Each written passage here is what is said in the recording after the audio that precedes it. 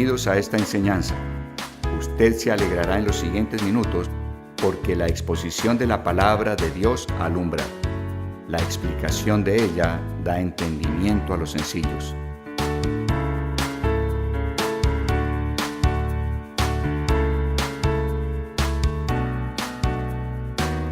No dejo de animarles a que se congreguen. No olviden que en medio de nosotros la presencia de Dios está, se manifiesta, y esa presencia de Dios obra sobre la ciudad. No sé cómo miras el congregarte. Hay muchos motivos por los cuales pensáramos congregarnos, pero si tú dejas los motivos egoístas de simplemente sacar beneficio para ti, creo que una primera gran cosa es que la ciudad es bendecida cuando la gente que camina con Dios se congrega para exaltarlo. Cada día vemos que los ataques de las tinieblas son más fuertes, ya no son disimulados, ya no son detrás de cortinas, sino abiertos y directos. Cada día necesitamos más de la presencia de Dios para poder estar en este mundo que es gobernado totalmente por el maligno. De manera que congregarse es ante todo una responsabilidad de nosotros para con esta ciudad. Dios necesita un santuario colectivo, y eso es lo que formamos cuando nos reunimos o cuando se reúne cualquier congregación en la cual se invoque el nombre del Señor Jesús con un corazón limpio. El todo no es invocar el nombre de Jesús, es invocarlo con un corazón limpio, un corazón que no tiene dobles motivos, sino que tiene solo por motivación la gloria del Señor, su reino, su presencia en medio de nosotros. De modo que congregarnos tiene que ver con el estado espiritual de la ciudad. Y recuerden que como parte de la iglesia de la ciudad somos responsables de la ciudad. La iglesia siempre en el Nuevo Testamento es nombrada por el nombre de la ciudad, ¿no? La iglesia de Éfeso, la iglesia de Corinto, la iglesia de Filipos, la iglesia de Roma, la iglesia de Cali. Nosotros como parte del cuerpo de Cristo de Cali somos responsables ante todo de Cali, y esa responsabilidad es la que nos debe mover a congregarnos. Que la presencia de Dios baje, sea, y en los aires la presencia de Dios obre sobre los gobernadores de tinieblas, los principados, las potestades. Si pensamos de esa manera, habrá una motivación no egoísta, una motivación que obedece a la motivación que hay en el Señor. Muchas veces podemos pensar que es aburridor congregarse, podemos pensar que voy por algo que sea para mí, voy yendo a que recibir una buena enseñanza, o sea, siempre pensando en recibir algo. Y nuestro corazón debe cambiar y siempre venir a la congregación, no en el plan de recibir, sino de dar algo, dar un saludo a alguien, darle a alguien una palabra de aliento, darle a alguien una bienvenida, darle a Dios una alabanza agradecida, desear la presencia de Él sobre la ciudad para que otros puedan arrepentirse y puedan experimentar la presencia de Dios en ellos. Entonces la congregación es muy, muy importante. Entonces, miren ustedes cuán importante es la presencia nuestra en una congregación. Pensemos en esa responsabilidad. Dios vive en mí, Dios está en mí, y la presencia de Dios en mí, junto con su presencia en otros, obra cosas, suceden cosas en la ciudad. Entonces yo quiero animarles a que tengan esa conciencia y tengan esa responsabilidad amorosa. No dejen de congregarse. Yo conozco al Señor hace 38 años y créanme que solo por un año dejé de congregarme y era buscando al Señor. Pero esos 37 restantes jamás he dejado de congregarme. He estado enfermo, he estado con lesiones, alguna vez me rompí un ligamento y estuve enyesado yendo y viniendo. He estado hasta con cirugías del día anterior y estoy en la congregación al día siguiente. Sé la responsabilidad y la bendición que somos para las ciudades. Amén. En la medida que tú estás buscando esa unción del Señor sobre ti, verás con más agrado la importancia de estar congregándose. De manera que les animo. Dios pide que nos congreguemos cada sábado. Dios pide que demos una evidencia de lo que creemos. Recuerden que la obediencia es ante todo una evidencia de lo que crees. Cuando tú obedeces, estás dando evidencias de tu fe. Y en realidad la fe viva es eso. La fe viva son las evidencias. Yo les he compartido, y no canso de hacerlo, los grandes hombres de la fe daban evidencias de su fe. Y entonces vemos que ellos hacían cosas que para los demás podrían parecer locas, pero para ellos no eran locas, para ellos eran las evidencias de su fe. Una persona que tiene una fe viva da evidencias, y esas evidencias son todos sus actos de obediencia. Entonces yo les compartía que Noé recibió de Dios la orden de que construyera un arca, un barco. Le dijo eso 120 años antes del diluvio. Y él durante 120 años construyó una arca, un barco en terreno seco y bien lejos del mar. De modo que él para sus generaciones era un loco. Pero él al estar construyendo ese barco estaba dando evidencias de que le creía a Dios lo que le había dicho. Abraham vivía en carpas, pudiendo vivir en palacios. Y el vivir en carpas para él era dar evidencia de que él se consideraba una persona que era un transeúnte sobre esta tierra, que él no había venido para quedarse en esta tierra, que él algún día iría a su verdadera ciudad, la Nueva Jerusalén, y que él era ciudadano de esa ciudad que descendería del cielo. De manera que vivir en carpas para él era dar una evidencia. Cuando nosotros consagramos a Dios el diezmo de lo que Él pone en nuestras manos, estamos dando evidencia de que somos mayordomos, de que no somos dueños. El dueño es Él, y Él pide que la 10ª parte de lo que ponga en nuestras manos debe distribuirse, debe ser para sacerdotes, distribuirlo además para las viudas y huérfanos, distribuirlo en los extranjeros. Él siempre está dándonos en la palabra las maneras en que Él quiere que demos evidencia de lo que le creemos. Entonces, las evidencias son la manifestación de una fe viva. De igual manera, el congregarme es una evidencia de fe viva. Entonces, jamás dejemos de congregarnos, debemos hacerlo y hacerlo con ese corazón. Y veremos que entonces un día vendrá en que las personas querrán buscar allí el sitio donde la presencia de Dios se manifieste. Entonces, les animo, no dejen de congregarse como algunos tienen por costumbre. No dejen su congregación como algunos tienen por costumbre. Debemos siempre estar animándonos, alentándonos al amor y a las buenas obras, al amor a Dios, al amor a los demás, al amor a la ciudad donde estamos. Podríamos decir, me congrego por amor a los 4 millones o 5 millones que viven en esta ciudad. Me congrego por amor a ellos, porque al congregarme la presencia de Dios se manifestará. Y el Señor en los aires peleará las batallas que tenga que pelear con los gobernadores, con las tinieblas que gobiernan sobre la ciudad. Él siempre los va a desalojar y habrá espacio para que el Espíritu Santo descienda sobre tantas personas. Entonces todo tiene un sentido en Dios, y cuando lo conocemos, espero que nos sea más fácil dar esas evidencias de fe. Cuando nosotros hablamos de esa unción, de esa presencia de Dios, necesitamos entender algo que es prácticamente el mismo Evangelio, visto de una manera cercana, con una mayor luz de la que hayamos tenido hasta ahora. Y en el Nuevo Testamento se habla muy poco de unción, se habla muy poco de aceite, que era el símbolo de la unción en el Antiguo Testamento. Y uno se pregunta por qué en el Nuevo se habla tan poco de la unción con respecto al Antiguo, donde se habla tanto de la unción.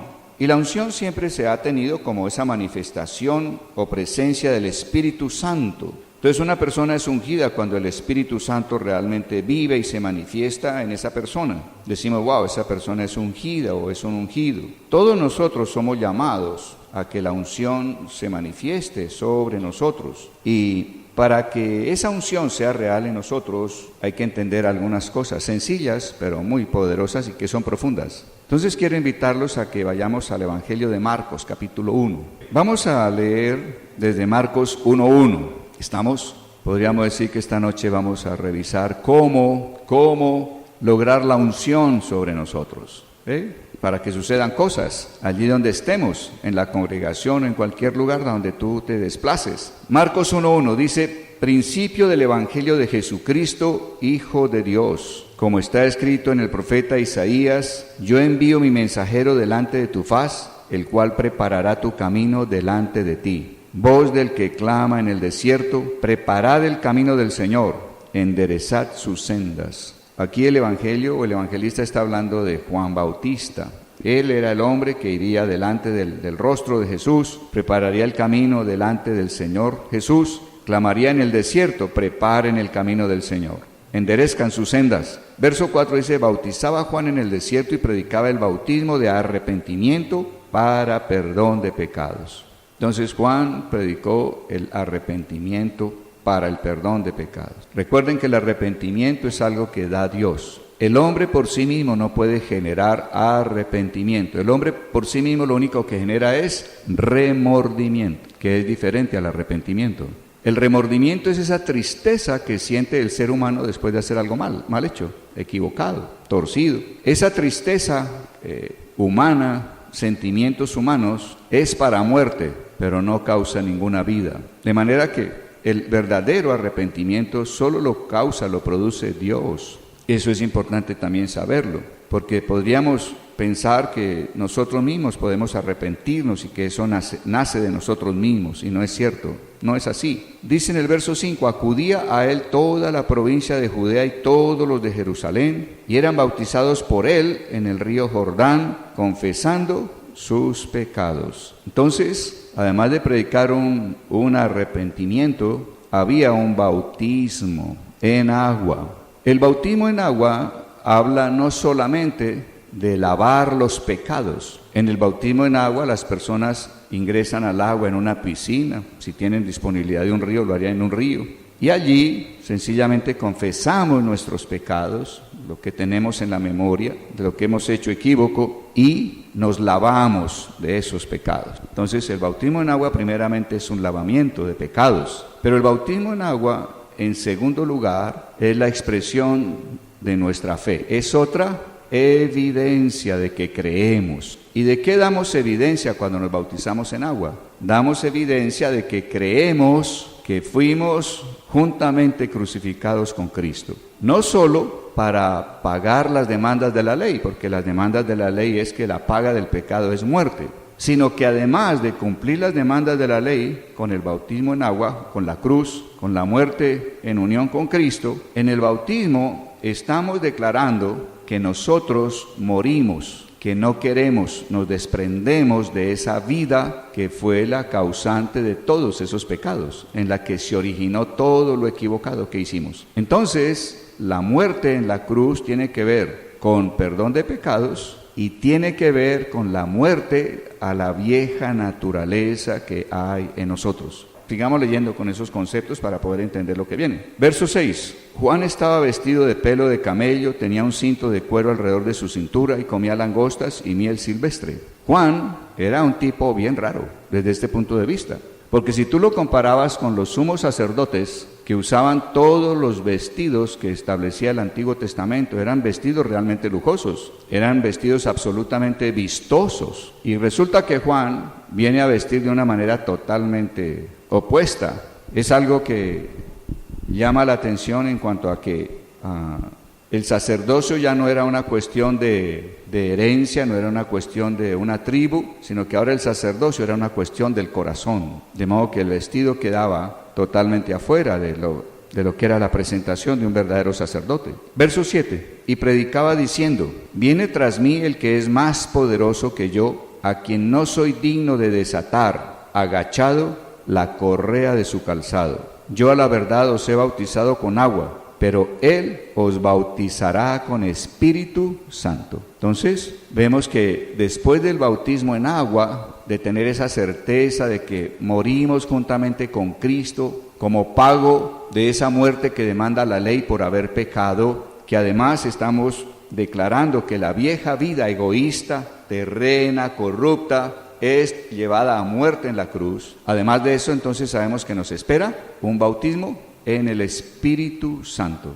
Ese bautismo en el Espíritu Santo tiene que ver con lo que estamos próximos a celebrar, que es Pentecostés, lo que llamamos en hebreo el Shavuot. Ya estaremos hablando de eso, pero estamos introduciéndonos desde esta noche en ese tema. Recuerden que cuando nosotros nacemos de nuevo, cuando hicimos esa declaración de fe con nuestra boca, declaración con la cual aceptamos el señorío de Jesucristo, y yo insisto en eso, en que debemos declarar con nuestra boca la aceptación del señorío de Jesucristo. Debido a que nosotros venimos de una cultura católica, si a nosotros nos dijeran que para ser salvos, nuestra relación con el Señor comienza declarando con nuestra boca que Jesús es el Señor, al decirnos eso, automáticamente decimos, no, yo creo en Jesús. O sea, es como decir, creo en esa persona que dicen que es el Hijo de Dios. Pero el Evangelio lo que nos está pidiendo es que declaremos con nuestra boca que creemos en el señorío de Jesucristo. O sea, creer en que Él es el dueño. Entonces, desde el punto de vista de entender fácil, es mejor hablar del señorío de Jesucristo que hablar de que Jesús es el Señor. Porque cuando oímos Jesús es el Señor decimos, sí, yo creo. Pero cuando dicen, ¿usted cree en el señorío de Jesucristo? Diríamos, ¿qué significa eso? Y entonces le diríamos a la persona, significa que Jesús es el dueño. Señorío significa propiedad. Tú tienes que aceptar que eres propiedad de Él. No es creer que Él existe, es creer no solo que Él existe, sino que Él tiene propiedad sobre mi vida, sin límites y sin reservas. Por eso es más práctico y más entendible decirle a las personas, si tú quieres comenzar una relación con el Señor, Él dice que debes cumplir con dos cosas muy sencillas. Una, que aceptes, declares con tu boca el señorío de Jesucristo. Y dos, que en tu corazón creas que Dios le levantó de entre los muertos. Y si tú haces esas dos cosas en fe, entonces el Señor, al tú declarar que aceptas el señorío de Él sin límites y sin reservas, el Señor vendrá a tu vida y pondrá un sello de que ciertamente tú le perteneces. Ahora, si la persona no recibe ese sello, no ha pasado nada en su vida. Espiritualmente está igual que antes de cualquier cosa que haya dicho. La persona entonces, si de corazón sincero y honesto, a Dios no lo podemos engañar, Él conoce el corazón. Si la persona de corazón honesto y sincero dice, acepto tu señorío, te pertenezco, sin límites y sin reservas, es tu pertenencia sobre mi vida, y creo en mi corazón que Dios te levantó de los muertos. Si la persona de corazón honesto y sincero está haciendo esas declaraciones, el Señor entonces a cambio le responderá poniendo en la persona que acaba de decir eso con un corazón honesto, el Señor le responderá poniendo su espíritu en el corazón de esa persona. Entonces, no basta con hacer solamente la confesión de que se acepta el señorío y que se cree que fue levantado entre los muertos. Debemos esperar la respuesta de Él. Y la respuesta es que Él pone el espíritu de Él en la persona. Es el sello de pertenencia. Cuando el Señor nos pone su espíritu, la palabra de Dios dice allá en Corintios, que el Señor despide. Despedir es una orden. O sea, Jesús, cuando alguien de corazón honesto dice, acepto tu señorío, te pertenezco sin límites, sin reservas, creo en mi corazón que Dios te levantó de entre los muertos. Jesús en el cielo, ¿qué hace? Despide. Él le da una orden al Espíritu Santo. Ve al espíritu de ese hombre, ve al espíritu de esa mujer y únete al espíritu de él o de ella para que seamos un solo espíritu. Entonces, la respuesta de Dios es que despide su Espíritu Santo a nuestro espíritu, no para que el Espíritu Santo viva junto al espíritu tuyo aquí dentro de ti, sino que Dios despide el Espíritu Santo para que el Espíritu Santo se amalgame, se vuelva uno solo con tu espíritu. Al hecho de que el Espíritu Santo se una al espíritu de ese ser humano, a eso se le llama nacer de nuevo. Cuando una persona recibe el Espíritu del Señor y el Espíritu del Señor se une al espíritu de la persona, en ese momento Dios te ha dado su espíritu por amor a ti. Ese primer evento, ese primer suceso en el cual comienzas a tener comunión con el Espíritu de Dios, es un suceso en el cual Dios te dio su Espíritu Santo por amor. Él te ama, Él nos ama. Y cuando nosotros levantamos nuestra voz con un corazón honesto, Él dijo, eres mío, eres mía, y pongo mi sello sobre ti. Espíritu, ve y únete al espíritu de este hombre, de esta mujer. Se unió, se amalgamó, fue el amor y la misericordia de Dios. Pero el proceso continúa. El proceso es que además de haber recibido el Espíritu de Dios aquí en el corazón, debemos también buscar lo que se llama el bautismo en el Espíritu Santo. O sea, nacer de nuevo es algo diferente a lo que es el bautismo en el Espíritu Santo. Si has nacido de nuevo, debes también anhelar profundamente el bautismo en el Espíritu Santo. Esto es importante entenderlo, porque si no lo entiendes, ¿cómo podrás guiar a otros? Si estás ciego o ciega en cuanto a cuál es el proceso, si tú estás ciego, pues ¿cómo vas a guiar a otro ciego? Necesitas ver en qué consiste para que puedas guiar a quien no ve en qué consiste el proceso. Entonces, Jesús es quien bautizará con el Espíritu Santo. Es Jesús el bautizador en el Espíritu Santo. Bueno, vamos a quedar hasta ahí en nuestra historia. Ya sabemos que debemos aspirar a un bautismo en el Espíritu Santo. Y hablaremos en qué consiste ese bautismo.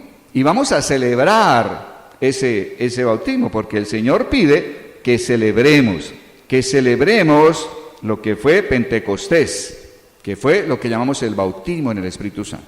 Luego sigue aquí Evangelio de Marcos, o sea, hasta ahí está entendido el proceso, pero vamos a seguir leyendo para ver qué tiene que ver lo anterior con Jesucristo. Verso 9, aconteció en aquellos días que Jesús vino de Nazaret de Galilea y fue bautizado por Juan en el Jordán. Luego, cuando subía del agua, vio abrirse los cielos y al Espíritu como paloma que descendía sobre él. Y vino una voz de los cielos que decía, tú eres mi Hijo amado, en ti tengo mi complacencia. Entonces vamos a detenernos en esos versos 9, 10 y 11.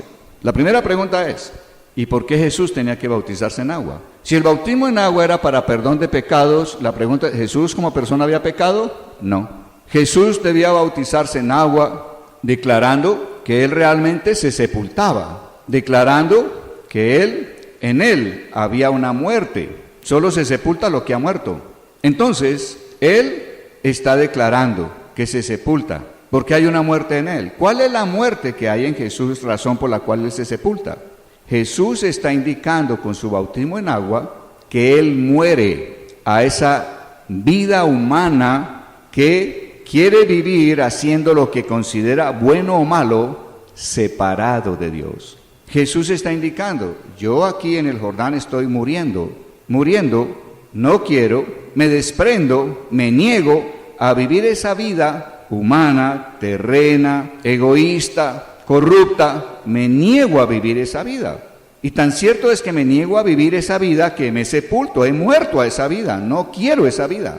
Jesús quiere hacer lo que ve hacer al Padre y quiere decir lo que oye decir al Padre y no más. Él quiere vivir en una alineación completa con el Padre y no más. Ahora, es tan importante en el mundo espiritual desprenderse de esa vida que quiere hacer lo propio, lo suyo, sin tener en cuenta a Dios. Es tan importante ese desprendimiento, ese sepultar esa vida, que es debido a esa sepultura, a ese desprendimiento, que el Espíritu Santo desciende como paloma sobre él. ¿Y el Espíritu Santo qué es? La unción. Si tú quieres ser una persona ungida, deberás vivir continuamente declarando que no quieres, que te desprendes de esa vida egoísta, que busca lo suyo, que toma sus propias decisiones, que no tiene en cuenta a Dios. Y en la medida que tú vives de esa manera, la unción permanecerá sobre ti. Observen que la unción no se da solo por el hecho de que alguien ponga sus manos sobre mí. La unción no es algo que nos regala otro. La unción no es algo que me dan otros. La unción no me la da el que yo viva en un cierto lugar o vaya a cierta iglesia. La unción no me la da el que yo conozca mucha Biblia. La unción me la da es el hecho de que yo viva como Él vivió, desprendido de esa vida egoísta, propia, humana y corrupta. Ahí está la unción. ¿Dónde se obtiene? ¿Cómo opera esa vida o ese escoger continuamente la vida que depende de Dios? No necesitas irte a ningún lado. A través de la vida cotidiana puedes estar manifestando tu desprendimiento de la vida egoísta y a cambio declarar que tú tienes como vida la vida de Cristo. Entonces hemos dicho cuán importante es tomar la cruz cada día. Entonces, en la vida cotidiana, No sé, a lo mejor saliste para la oficina, vas en el mío o en el bus, otro irá a lo mejor en su carro particular y encuentra un tremendo trancón. ¿Y entonces qué haces? ¿Qué sucede? 5 minutos de trancón, 10 minutos de trancón, 20 minutos de trancón y empieza usted ¿a qué? A desesperarse, ¿no? Y empieza a irritarse y empieza a lo mejor a pensar cosas como, oye, esta ciudad está mal, la movilidad aquí está en cero, qué locura, aquí no hay quien ponga orden. ¿Dónde están los policías? ¿Dónde hay un tráfico que esté aquí ordenando esta cosa? ¿A qué hora voy a salir de aquí? Se me está haciendo tarde.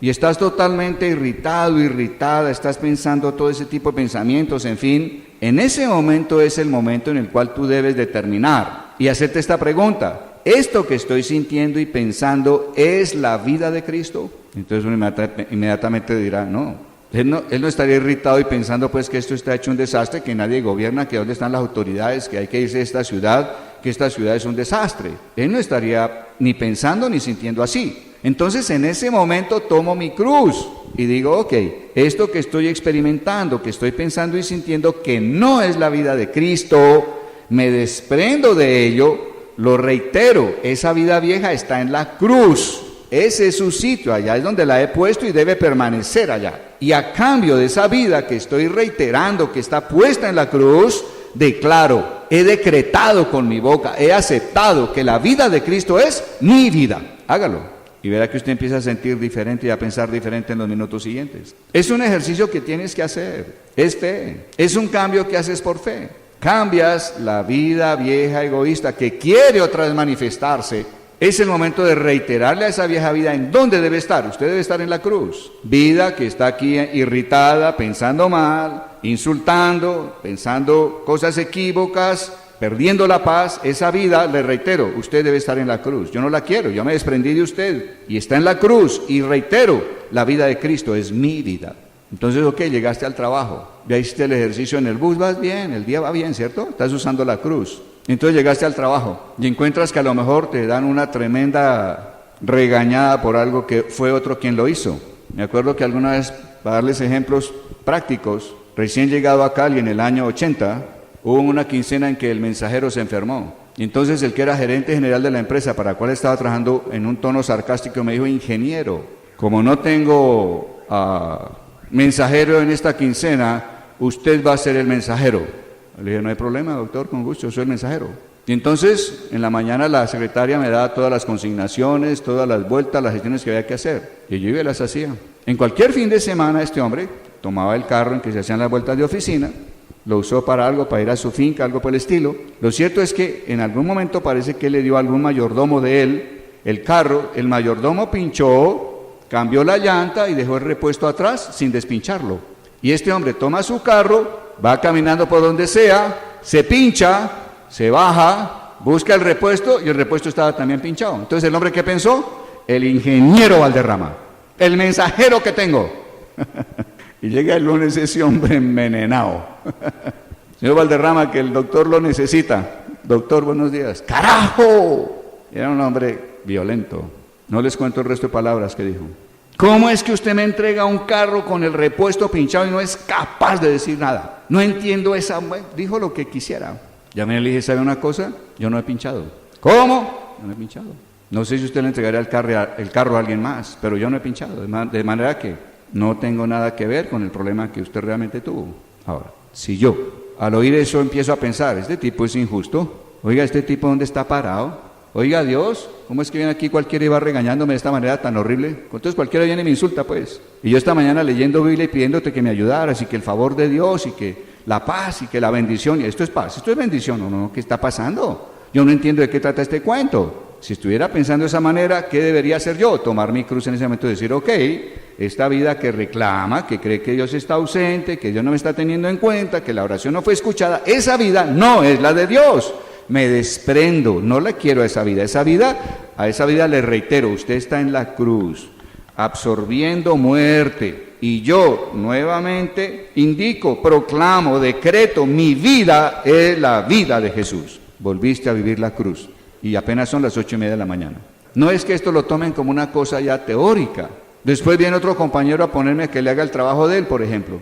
Y a lo mejor usted está irritado, indispuesto. Ahí vuelves a tomar la cruz, Señor, esta vida que se siente mal, esta vida que se siente abusado, que se siente absolutamente maltratado, esa no es la vida de Cristo. Me desprendo de esa vida que se siente abusada, se siente deprimida, se siente tal, le declaro esa vida. Usted permanece en la cruz, que es donde debe estar. Mi vida es la vida de Cristo. A lo mejor acabas de decir eso y a los 3 minutos sientes el coraje de nuevo de ir a decirle a la persona con todo el respeto, ¿sabes qué? Este es tu trabajo. Y yo podría ayudarte, desearía ayudarte, pero es que vienes día tras día haciéndolo exactamente igual. Creo que no es lo correcto. Creo que tú debes reconsiderar qué vas a hacer. ¿Estamos de acuerdo? Es tu trabajo. Gracias. Volviste a tomar la cruz. Llegó el almuerzo. No sé, ¿le salió un pelo en la sopa? ¿Qué haces? Hay hombres que con el plato lo tiran contra el suelo. A lo mejor es el momento de decir, Señor, la irritación que tengo y la indisposición por esto que ha pasado no es la vida de Cristo en mí. Señor, esa vida que se indispone por esta situación a la cruz, mi vida es la vida de Cristo. Entonces, en la medida que tú estás permaneciendo en ese Cristo que mediante el bautismo de Él se negó a su vida humana, terrena, corrupta, egoísta, en la medida que permanezcas en Él, en ese Jesús, en esa misma manera, el Espíritu Santo permanece sobre ti. Entonces el Espíritu Santo no permanece sobre ti porque lees Biblia solamente. El Espíritu Santo no permanece sobre ti porque oras mucho. El Espíritu Santo permanece sobre aquellos que permanecen en Cristo, que permanecen en esa actitud. Y entonces, en la medida que tú permaneces en Él, la unción está sobre ti. Entonces lo que haces, lo que dices, tiene un poder sobre los demás. Es la presencia del mismo Espíritu Santo de Dios. Recuerden que Jesús no solo se bautiza en este sentido, hay otros 2 elementos que harán que la unción permanezca sobre ti. Y es Jesús como Cordero de Dios tuvo la unción sobre él, la presencia continua del Espíritu Santo. Y él como Cordero nunca reclamó sus derechos, no reclamar derechos. Él en silencio, mudo. Si nosotros permanecemos en ese Cristo, la unción será sobre nosotros, la presencia del Espíritu Santo. Y las personas reconocerán que realmente en ti hay algo especial, hay algo diferente, hay algo que tiene poder. Todos somos llamados a vivir en esa unción. Todos somos llamados a ser como Cristo. Todos somos llamados a esa manifestación del Espíritu Santo de Dios. Él no hace acepción de personas. Entonces, es cuestión de saber vivir la vida diaria, llevando la cruz cada día, aceptando la disciplina del Espíritu Santo. Recuerden que el Espíritu Santo te disciplina haciéndote ver que lo que estás sintiendo, pensando, decidiendo, no es la vida de Cristo en cierto momento, en cierta circunstancia. El Espíritu Santo disciplina diciendo, esa no es la vida de Cristo. El Espíritu Santo usará la palabra que has leído para hacerte ver que eso que estás viviendo no es la vida de Cristo. Entonces, leemos la palabra para que el Espíritu Santo pueda redarguirte, pueda disciplinarte. Al final de cuentas es que la vida de un verdadero cristiano que busca andar como un ungido consiste en que maneje 5 elementos muy simples, pero tenemos que ser conscientes de ellos. 1, hay una vida en la carne, egoísta, está en nosotros. 2, hay la vida de Cristo. 3, hay una cruz. 4, está la palabra de Dios. Y 5, está el Espíritu Santo. Una vida egoísta, la vida de Cristo, la cruz, la palabra y el Espíritu Santo. Ellos están para ese vivir diario. Entonces miren cómo operan. Tú lees la palabra, la tienes ahí en tu mente. A lo mejor, no sé, en la mañana leíste, dad gracias a Dios en todo y por todo. Leíste eso esta mañana y esa palabra quedó ya en tu mente. En el transcurso del día, en cualquier momento, no estás dando gracias por esas circunstancias que son absurdas, ¿cierto? No estás dando gracias. Entonces, ¿qué hace el Espíritu Santo? El segundo elemento, viene y te dice, óyeme, dad gracias en todo y por todo. ¿Qué está haciendo el Espíritu Santo al recordarte esa palabra? Disciplinándote, diciéndote, ponte en el lugar correcto, ponte en Cristo, no te pongas en la vida egoísta, quejándose. Ponte en Cristo, porque lo que estás viviendo y lo que estás sintiendo no es la vida de Cristo. La vida de Cristo es una vida que da gracias en todo y por todo. El Espíritu Santo entonces usó la palabra que tú leíste esta mañana, ¿para qué? Para disciplinarte y decirte, ponte en la vida de Cristo, estás en tu propia vida, la vida que debe estar solamente en la cruz. ¿Qué hacemos enseguida? Tomo la cruz, digo, sí, de acuerdo.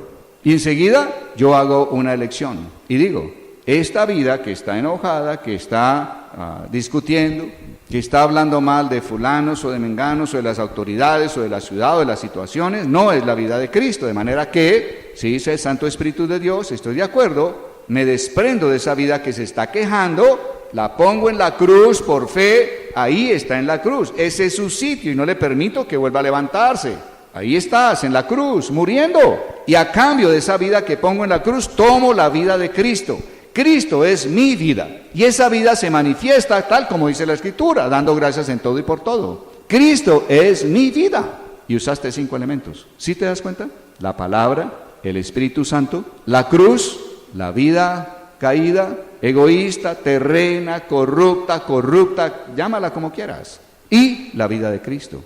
Esos 5 elementos estarán en toda circunstancia de tu vida. Y si tú los manejas, si tú decides a echar mano a la fe para estar haciendo obediencia a esa instrucción o a ese redarguir que te da el Espíritu Santo con respecto a la palabra.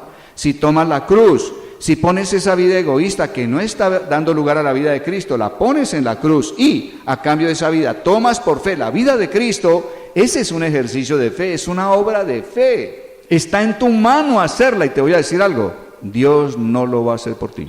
Eres tú quien tienes que efectuar esa obra de fe, ese proceso continuo. Por eso Jesús dijo, toma tu cruz cada día y sígueme. Aquel que no lo hace no es mi discípulo. Ser discípulo significa ser disciplinado. ¿Disciplinado por quién? Por el Espíritu Santo.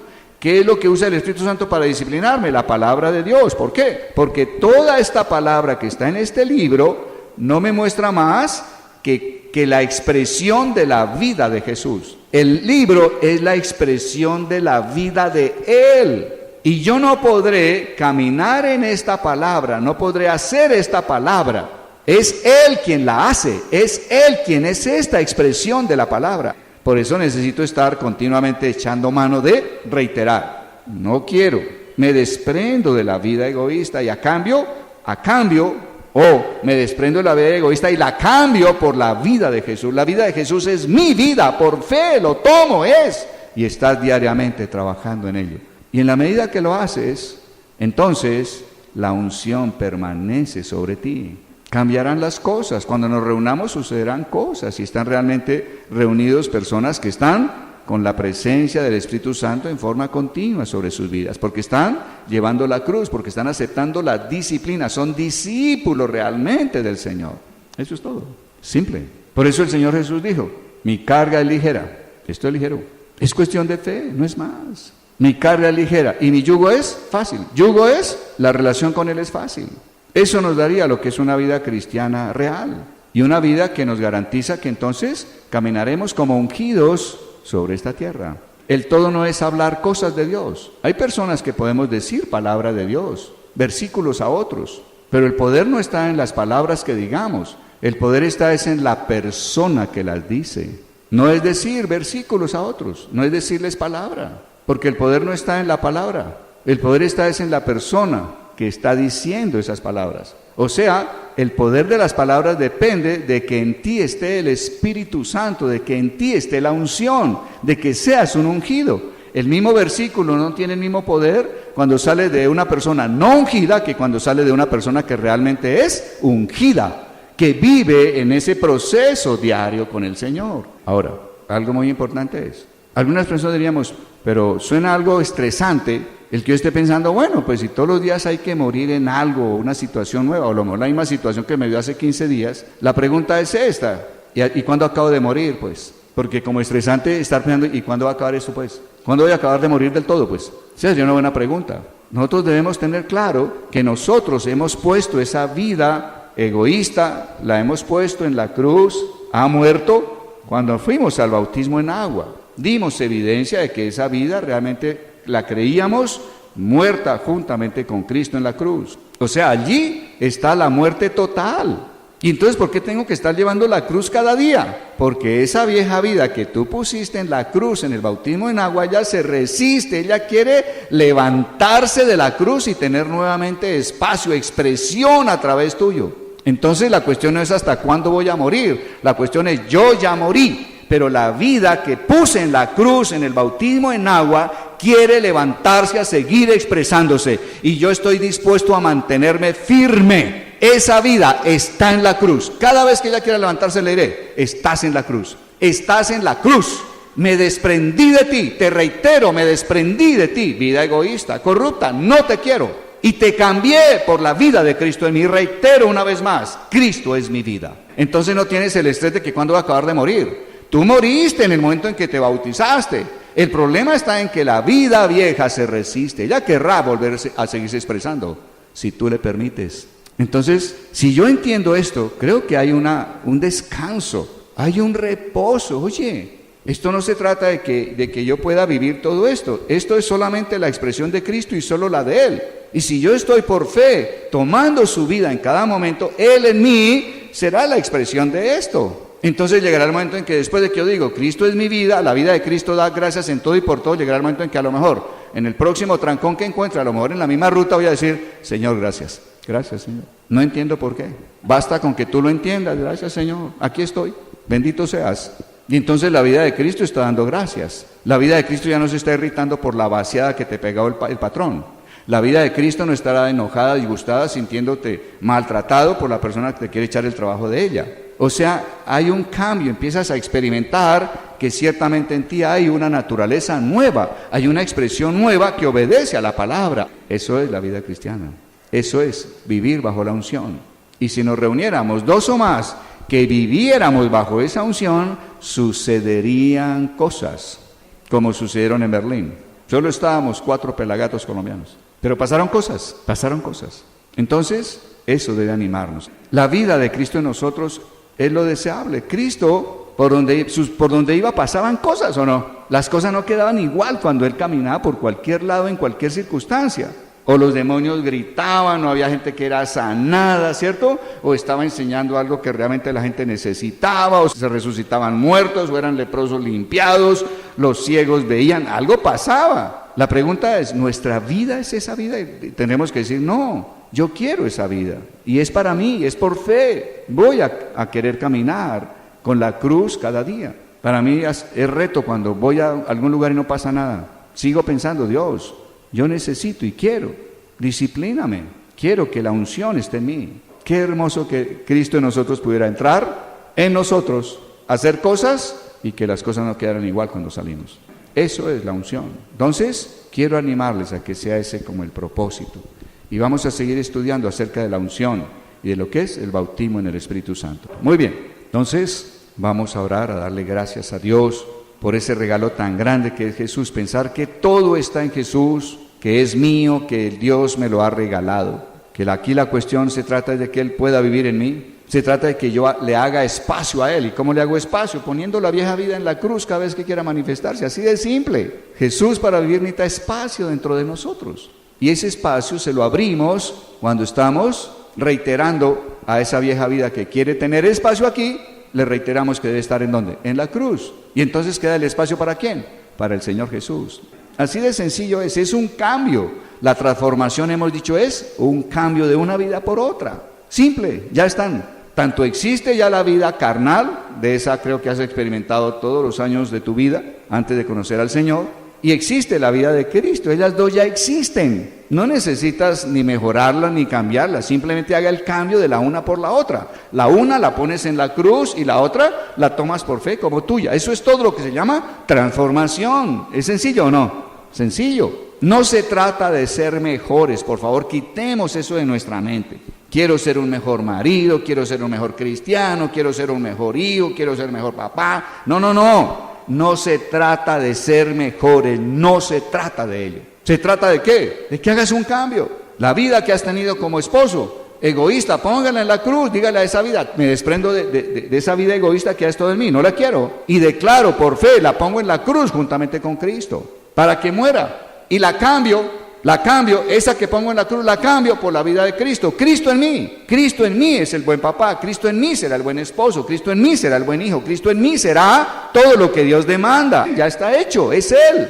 Eso es un regalo muy grande, ¿o no? ¿O no? Entonces descansamos, como que podemos alegrarnos, podemos tener gozo, decir, wow, oiga, Dios es tan grande. Dios no vino a ponerme más trabajo, Dios no vino aquí a estresarme más de lo que la vida misma me demanda de estrés. Dios vino a que yo tenga un regalo absolutamente inimaginable. La vida de su Hijo es para mí, por fe puedo tomarla, siempre y cuando le dé espacio a esa vida. ¿Cómo le doy espacio? Tomando la vieja vida y poniéndole la cruz, por fe. Háblele a esa vida, háblele, dígale, no la quiero. Usted no es bienvenida, usted no tiene lugar aquí, en la cruz. Te reitero, estás en la cruz. ¿Simple o no? Simple. Háblelo.